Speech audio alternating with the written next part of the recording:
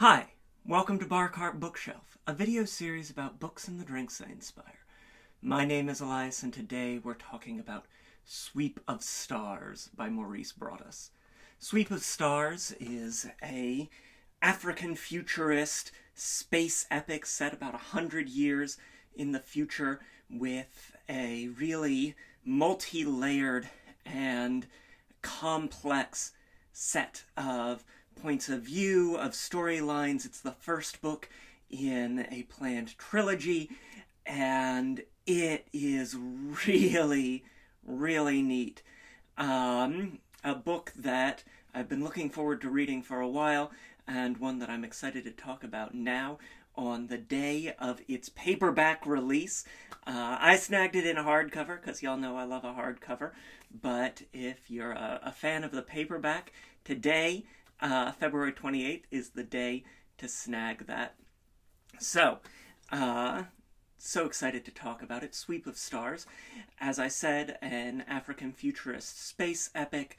It's set in different points along the sort of territory or sphere of influence of this new social organization that's emerged within the last sort of century as we move from the 21st century into the 22nd, the Muungano, which is a sort of Pan-African and diaspora community that's rooted in an appreciation of and celebration of African culture on the African continent, and as I said, through the diaspora as well, into North America and around the world. And it's a really, it's both familiar and unfamiliar in its approach to futurism in that sort of best way that we really like here, something that's fresh and new and dynamic. The science, technology, we get this sort of different approach that blends spiritualism and different modes of thinking with the sort of more expected Western, like, Enlightenment thinkers of Europe mode of scientific inquiry, ways in which sort of traditional knowledge and scientific contemporary knowledge and techniques meet together and blend using thought and music and rhythm to work with nanobots and to arrange these sort of crystals that power our like really special spaceships, the way that we get to go to the far reaches of the solar system and beyond. And it's reminiscent of the technological metaphors in Ken Liu's Dandelion Dynasty series that we discussed last summer, where different cultural approaches to scientific inquiry inform the technologies and the modes of inquiry in ways that I think are really sort of fruitful for further discussion. Just a really a thoughtful approach with that, and one that I resonated with. As you can as you can tell, we do care a lot about the world building here on Bar Cart Bookshelf. It's a book that, as I said, takes many different points of view. It can leap from the capital of this Muungano community on the moon all the way to the far distant reaches of the universe, and everywhere in between, as we see the sort of interwoven bonds of community and the ways in which, as this trilogy continues, we're set up for some difficult times for this community moving forward. So, of course, we had to have a drink inspired by the book, and without any further ado, why don't we turn to this week's drink. Today's drink is called the Orun Gate. It is named for a wormhole that is hiding there at the far end of the solar system that provides this sort of avenue along which one of the subplots carries on. It's a drink that's going to take you to another world. So without any further ado, why don't we get started? I'm going to start with 1.5 ounces of Old Grandad bourbon whiskey. This is the Old Grandad 114, a higher proof or overstrength bourbon whiskey. It's one that I chose because we have some of these elders who, with their gene editing technology, have lived well past 100 years and are in these leadership positions in the community. The Kamara Trola. I hope I'm pronouncing that correctly. It's, hard to tell when you're reading a book and not an audiobook.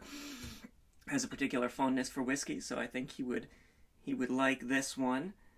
Get 1.5 ounces of that overproof whiskey in there. And to balance it out, because this is a little bit harsher, a little bit sharper, a little bit more intense, I'm going to bring in some of our sweeteners here. I've got 3/4 ounce of almond liqueur. That's one that I make myself, but certainly is an easy one to snag at the store. This, something in the amaretto family will suit you nicely for that. There's a lot of intrigue in the book, and for some reason almond just lends itself to intrigue for me. It feels right. So we've got 3/4 ounce of that almond in there. Now, a return of a fan favorite and one of my favorite syrups. Been a while since we've used it, but certainly glad to have it back here on the shelf. That's the Pratt Standard ginger syrup we get from the Boston Shaker. We're going to get 1/2 ounce of that intense, fiery ginger syrup in there. Just really going to bring some of that like ginger heat and a real sort of kick and intensity that's going to work well with the bourbon and with that sort of softer, nuttier sweetness of the almond liqueur. Then finally, just to add a little bit more texture, because as I said, this is really an intense cocktail without this final sort of balancing ingredient. Some simple syrup for texture. That's adding just a bit of chewiness, a bit of weight to our drink. A little gravity, if you will, for our space epic here. We just want 1/4 ounce of that in there to help balance out, again, some pretty intense ingredients that we've got otherwise. Now we're going to add our ice. Right. This is a drink that would do well in the Dreaming City on the Moon, in Bronzeville on Mars, or among the Hellraisers, this elite troop of warriors who have gone beyond the Orun Gate to explore a wider universe beyond.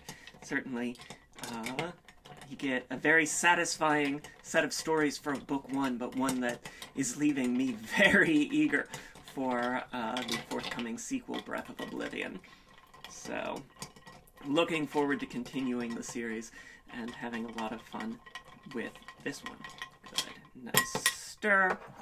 Take our handy-dandy julep strainer and strain into our stemmed cocktail glass. Lovely. Beautiful. And then finally, I'm going to garnish that with a bit of crystallized ginger. As I said, the sort of power of these starships is... Ooh, we want to get that on the edge of our glass. We're just going to get it in. The power of the starships in this series are these crystals, these Kefru crystals, named for the Kemetic, one of the Kemetic Egyptian solar deities. And a little crystallized ginger really sells that on like a solar crystal for me. and it's going to bring a little something to chew on and to think about as you're sipping your cocktail there. And so there you have it. This is the Orun Gate, inspired by Sweep of Stars by Maurice Broaddus. Sweep of Stars is available now in both hardcover and paperback. A happy paperback birthday to the book. Please try the drink. Let me know what you think. Check the book out. I've got a link to snag it in the description below. The drink is a really nice one for fall and winter. Really nice as we're moving here into spring. So try it out. Let me know what you think. We got links to the Boston Shaker, where we get all of our tools and ingredients to various forms of social media, including Twitter and Instagram, where there's always a written version of today's recipe. Please comment down below if you've read the book. Once you've tried the drink, I'd really love to hear it. Like, share, subscribe, and until next time, cheers.